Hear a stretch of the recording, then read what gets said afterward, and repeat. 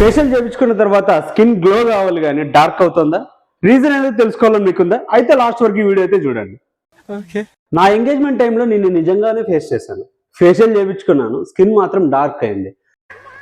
ఏదో తేడాగా ఉందండి. సో మనం బాగా కనిపించాల్సింది పోయి నల్లగా కనబడుతున్నాం ఏందని ఒక చిన్న భయం అనేది అనిపించింది అనమాట. సో మీరు కూడా ఇది ఫేస్ చేసే ఉంటారు.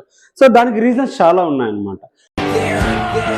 హైగా బ్లీచ్ యూస్ చేయడం, ఓవర్ స్టీమింగ్ చేయడం, సో రాంగ్ ప్రోడక్ట్స్ యూస్ చేయడం.